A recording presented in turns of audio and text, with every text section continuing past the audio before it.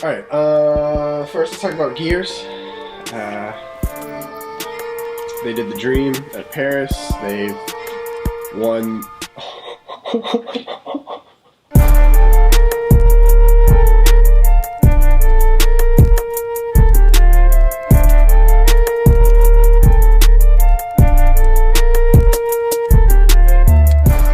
Yeah, their biggest loss obviously is losing Stanislav to Liquid, their in-game leader, and you can see how much they were struggling after that.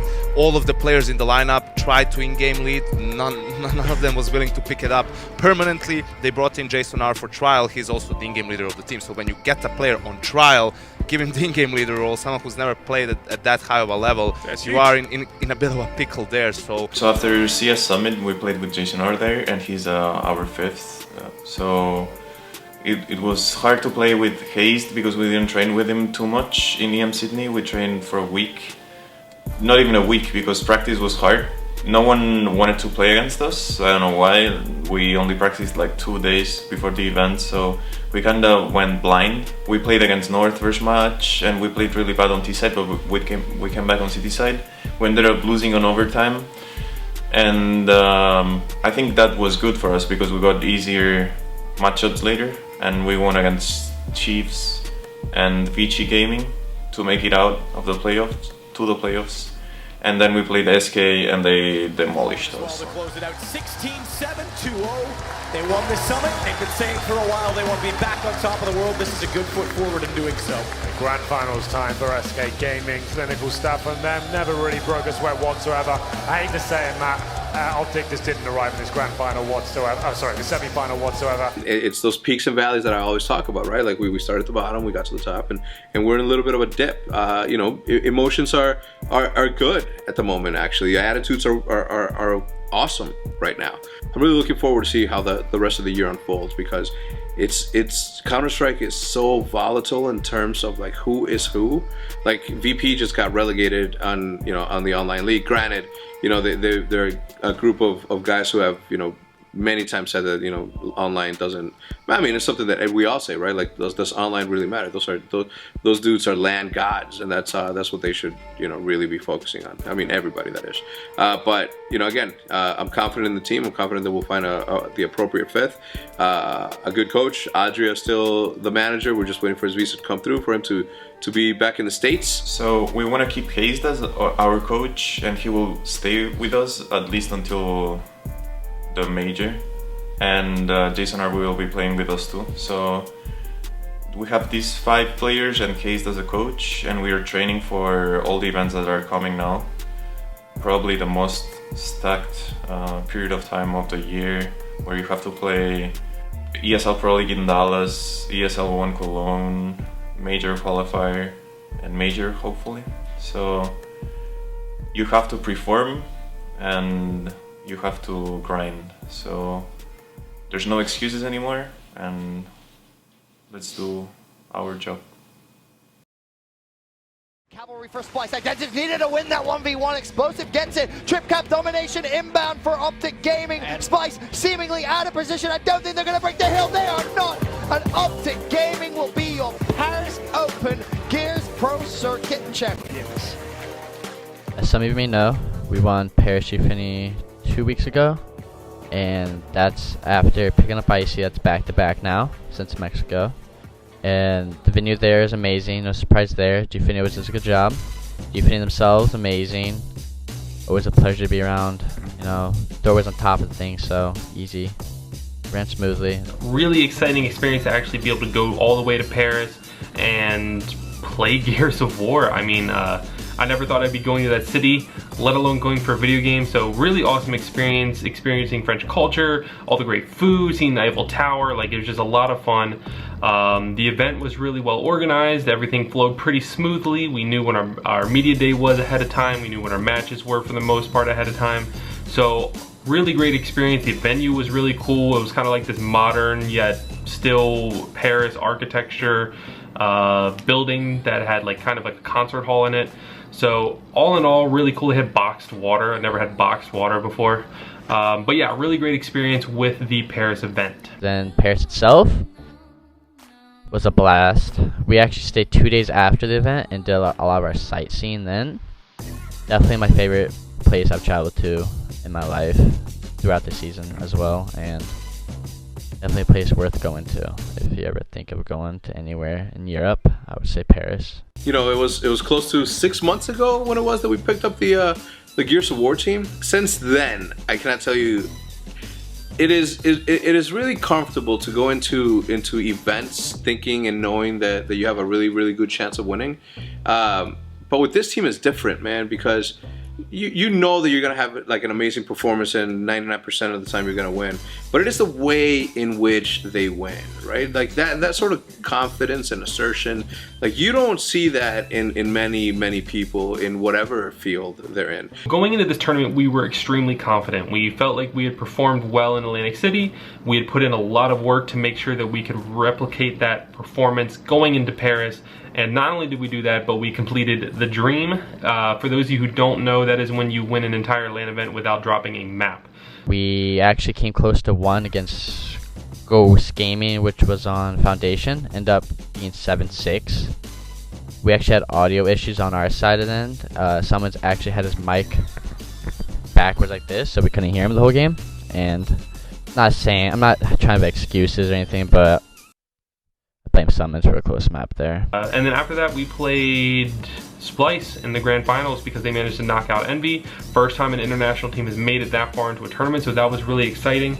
And again, we were confident going into it because we had played them in pool, we knew them well, and we were just prepared. And it showed. We beat them again.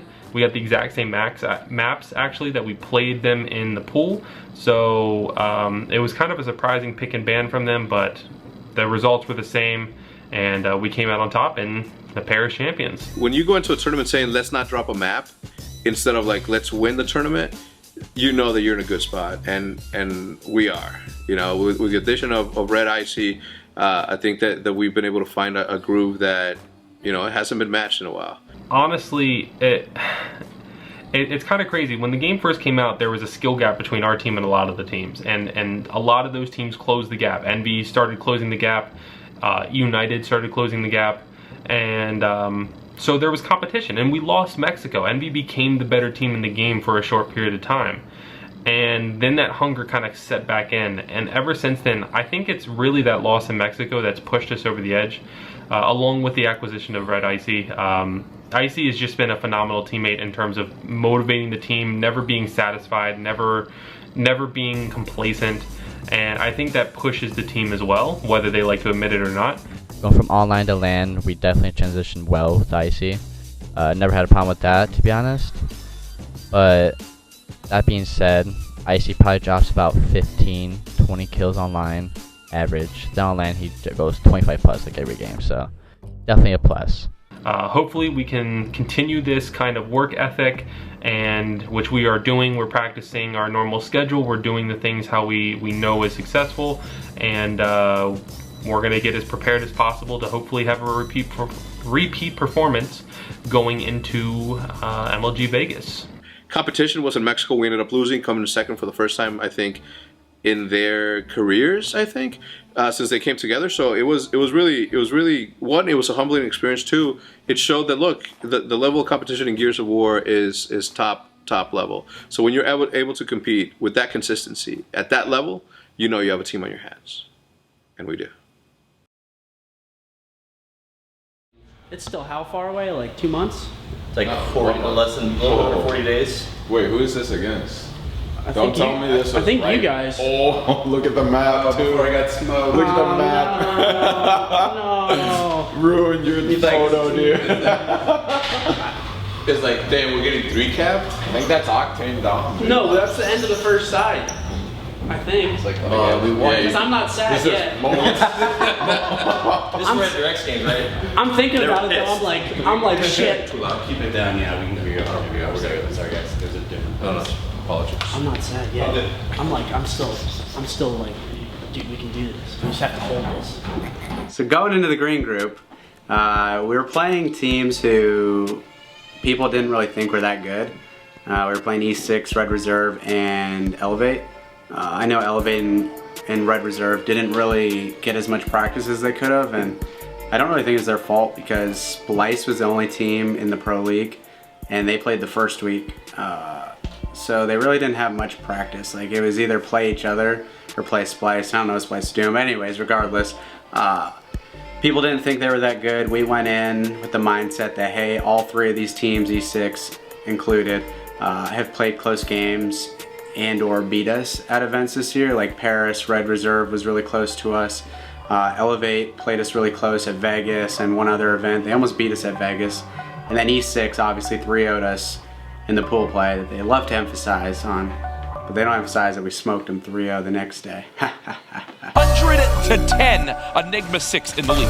And this is a huge series. You just got to think about, like, I mean, all the pressure, I guess you could say, is OpTic Gaming this weekend just because the expectations for first, but the comeback is absolutely still possible. If OpTic Gaming hold the rest of this time on commissary, they will take their first lead of the game. And we talk about it all the time, man. There's so many swings on breakout. Now Scump heating up. There's 3 in a row, 7 total streak for Scump. This one back and forth, buddy. Scump pops a reactive armor as well and charges right on through. There's one more player here. Scump shuts him down. OpTic Gaming from down 2 minutes will come back with map number 1. Let's go! Oh my god! Oh my god, choke! I was 1-11! I was 1-11! I was 1-11! Oh my god, I started cooking. Yeah, he's behind you guys, behind you guys. I got one more. Nice, guys. Let's go, baby. Good job. That's Centurion, motherfucker. Clutch. Yep. Let's go. Great. I almost had a 2. What? You hit him with 1 bullet? Fuck, dude. Come on, man. Give me that shit, Bungie. Easy peasy.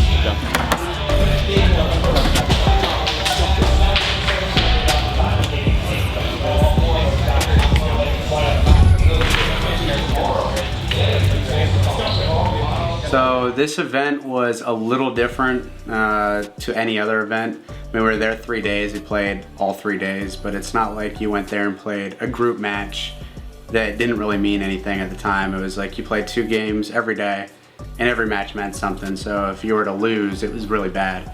And the hardest part about it is, since they're not like warm-up games or group games, they're like serious games that matter. Since you're only playing 6, we really had to play our best, because if we didn't, it could have screwed the whole weekend and really screwed our seeding. Like, I mean, look at EG, they went 0-2, and when you play in 6 games, to lose 2 out of the 6, you know, it's not very good. So if we would have went in and did that, or did something like FaZe, it could have been really bad. But the main thing is only playing 6 games, you don't really get much of a warm-up. You're there playing 3 other teams. You don't really want to warm up against them. You pretty much play bots and free-for-alls, and then you go into the game. And then you have 5 maps that determine whether or not you're gonna go to champs or go to season 1 playoffs or qualify for season 2 playoffs. We kind of use the weekend as like a learning curve. Like the first day we played maps, and some we did good, some we did bad. And the next day, if we got the same map, we'd be like, okay, play how we did every other map, but make sure we improve on this map, whether it's a certain hill or a certain way we played an uplink or a certain way we played an S&D. It was just like the whole weekend was just used, honestly, as like practice. Good morning there, pal. It's fucking beautiful here in Columbus, man. Feeling good. Feeling great, man. I don't need that much. Oh, Scump jumped out of a window. Sounds your clock is ticking. Fucking nasty, dude. Why are you laughing, TK? Why are you laughing, TK, all day? That acts like he was good at ghosts. Dude, I literally single-handedly fucked you. You averaged like 7. Oh, that's funny. Did you pick 7 for any specific reason? Yeah, so General said they're not gonna hump the floor either. Did you ask them? I just haven't asked these guys yet. Are we floor humping or no floor humping?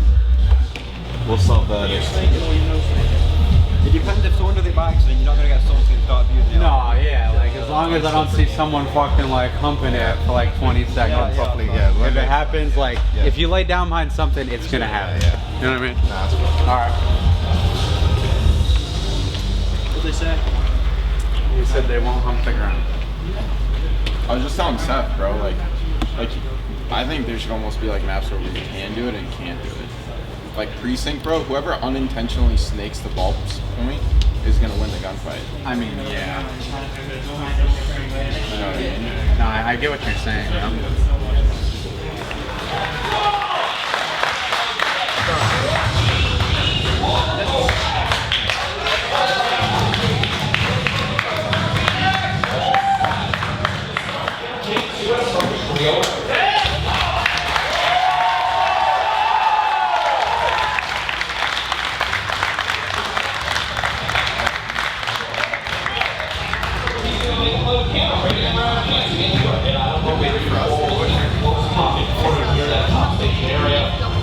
During the weekend, I mean, obviously we went, I think, undefeated in hardpoint, which is a good thing. We were playing really good in that. Which, I mean, it's a good and a bad thing. Like, our S&D wasn't as good as, I guess, previous events. But like I said, it got better as it went on. But at the same time, we only lost, I think, a throwback uplink twice. I think we lost a throwback search once or twice. So it's not like we were losing multiple maps. We just weren't playing those maps well, and it was specifically throwback uplink and throwback search, and we've made it a big deal to come back home and actually watch our throwback searches and watch the teams we're playing in throwback search and see what we did wrong. And I think it was really just us playing scared. Throwback's just a map, like 99% of the time you see the team 4 pushing something, they're gonna win, or the more aggressive team, they're gonna win. So that was kind of that. And uplink throwback, we've been working on that a lot in our scrims, and we're still playing really well in hardpoint. We've improved in precinct uplink, and it's actually helped that Seth moved, and he's actually running ERAD now online, so I don't have to run an ERAD half the time, and that was another hard thing going into the event. I was using 3 guns, like one map it was MV4, one map it was a K-bar, one map it was an ERAD, one map it was MV4 and ERAD, one map it was K-bar and ERAD, or K-bar and MV4. And now Seth is using it more because, I mean, he's really good at the sub. I'd say we'd prefer him to have the ERAD over everybody. So that has helped. And yeah, just our main focus going into the playoffs is just getting better at uplink and fine-tuning, you know, the couple S&D maps that we're not that great at. The other thing, though, about this is that nobody's making a big deal out of this little LAN league that is $500,000. That is the second biggest prize pool in Call of Duty for the season. And the fact that people aren't advertising or people aren't talking about, like, when people are losing, they know, the players know. I don't think the fans understand how much it means to not make it into playoffs. So going into playoffs, after the group draw, we saw that we got FaZe as our first round match. And then in our side of the bracket, we have Envy and LG, and I would say we definitely have the tougher side of the bracket. Going into the draw, you probably wanted to get E6, which we couldn't get, EG, which I don't think we could have got. Yeah, you wanted to be on the side of that bracket, or even Splice. But we got FaZe, and I think honestly it's the best matchup we could have got out of the Seed 2 teams. Specifically because I think we're just ahead as a team in this game. I think between this and Black Ops 3, they're all good enough and talented enough that they've reached like a certain level, but I feel like the teamwork or something's just not there. I don't know, and it's actually crazy. Like, who knows what would have happened if they didn't qualify?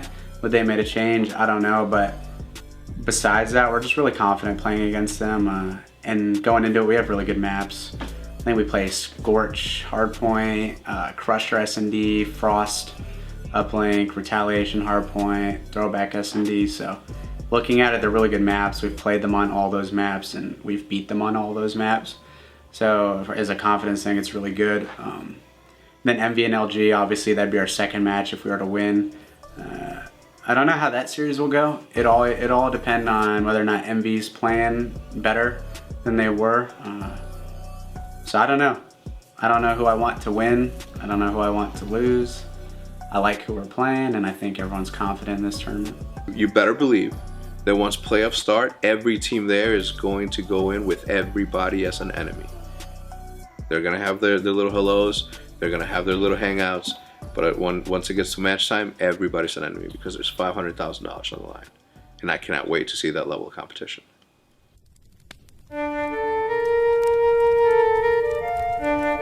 I don't know where you sit. I know I sit right there. No way I sit. On the bed? Dude, it's been like a month.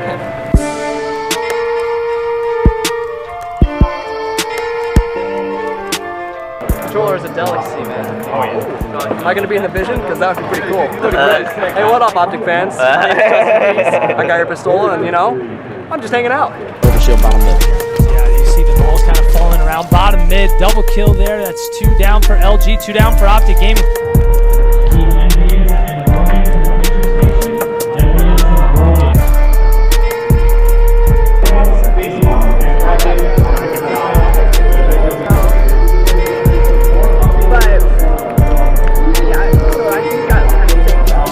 Off that player gets a nice little shoulder to the face of Ninja as well, but I mean Frosty, I mean he really just took it slow. Wow. Look at this.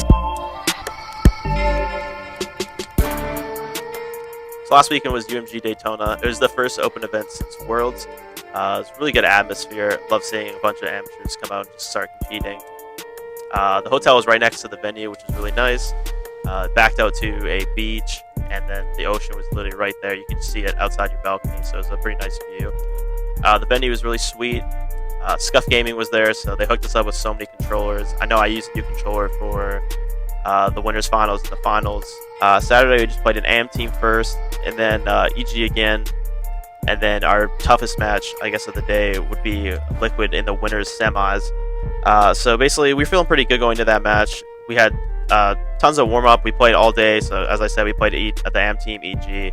Played like 2 series already. We were warming up all day, so we were feeling pretty good. I know PJ and them were a little sick, so it's kind of rough, but I think we had a really good match going to Liquid. We were all feeling really good. Down on OS as well, making sure all the corners are covered. Rain pops down, he lands on an absolute nuclear bomb. He's gone off the map. Another player there as well, tagging it all up. Triple cap in effect. GG game 1. What a comeback from OpTic in 10. But there you have it. Victory. Team Liquid take game number 2. The Liquid series is kind of wild. Game 1, they're up by like 50 points in Strongholds. We know coming back and winning. I know game 2, they won the Slayer. It was pretty close.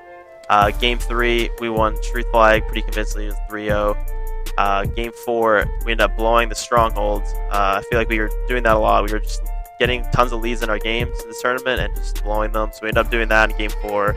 And game 5 was the Slayer on the rig, and we won that pretty convincingly. 40 remaining, plenty of time to do it. 1-2, there you go, back to a 10 kill deficit, up from an 8. Make that still 10, excuse me, I thought it was going to be 11. Now it's 11, there's a double, and the famous Frosty teabag. Have a bit of that, my friend, have a bit of that indeed. Have a lot of bit of that. Yeah, I think, oh, he's enjoying himself. I mean, Steve Wolf running with him, teamwork, 2 players there. And unfortunately, we're just going to see Rain eat a bullet at the end. OpTic Gaming, they continue on with their commanding victories. They win the game 50-31. OG, man, that wall is just so strong. What? I don't know how I lived in there. I went to throw it off, and I was like, I'm not dead yet, so I just went trying. So I ended up playing NB in the winners finals. The first 5 maps, or 4 maps, were pretty close. It was just back and forth. It was tied 2-2. It was a best of 7. But after the 4 maps we played, the last 2 were pretty easy. I think it was like 108 in the Strongholds and like 50-30 in the Slayer. But the series was pretty close in the beginning. But I think we just started getting more warmed up, and I think it was pretty easy after that.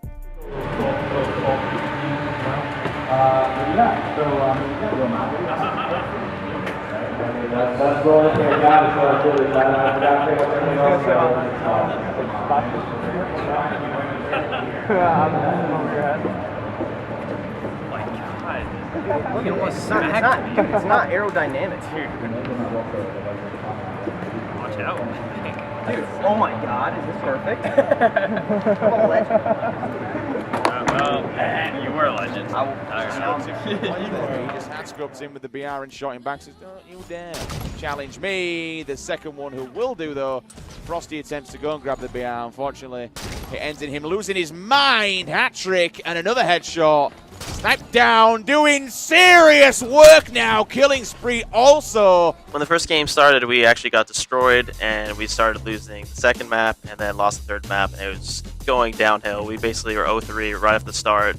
pretty fast, so we kind of put ourselves in a deficit before the series even started. And so we ended up coming back, though, winning 3 maps straight after being down 0-3, bringing it to a Game 7. And we ended up kind of blowing our Game 7, and they took it to another series.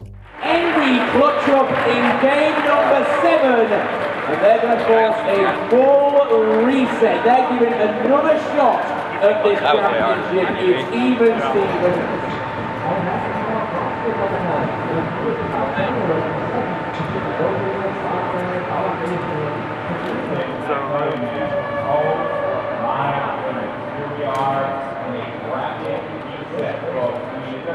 This is his life to put in that tying flag. We have a tie game here. 53 seconds. Next tap wins. Who comes in with the triple and the reversal? Clears OpTic out the base. Dave, we've got another flag on the run. They're going straight through bottom mid. I think I didn't quite catch where it was. Can't finish off this player. He's diverting Hook's attention so much, though, but that flag is on the move. How are you staying alive, Hook? He is caught off guard. He used all that tac mag ammo. I believe it's sniped down. Bringing the flag up the toilet. Bringing this final flag in, and that is a 3-2 victory. CTF Truth. So we're down 3-1. Then we did the classic. All right, let's come back. We ended up winning 2 more, tying the series 3-3. And then it went to the famous Game 7 last series. Back and forth, and just like that, OpTic dominates the game with 1 full setup and bring this to a game. GG, no re. Here we go. OpTic versus Envious. 3 apiece. Final map today on Championship Sunday. First kill, first strike going in the hands of Team Envious. Oh, that is not good. You've been a bad boy, Lethal. Dad's going to spank you with a grenade, unfortunately. A little bit of a team nade there. Rather unfortunate. It was a close True Slayer game back and forth. I think we had like a 6 or 7 kill lead, and then ended up kind of our famous line of the tournament, just blowing it. And yeah, they end up winning. Does force him back. Ola's been tagged up though, so he's forced to move down. Snipe down comes in though, cleans up 1, makes that 3 more left. OpTic game in the answer back. Snipe down with the double kill. They only need 2 more. Gets the triple kill. Snipe down. He puts them 1 kill away from claiming victory here at UNG Daytona. They know where the last guy is. Team Envious. They are your UNG Daytona HCS.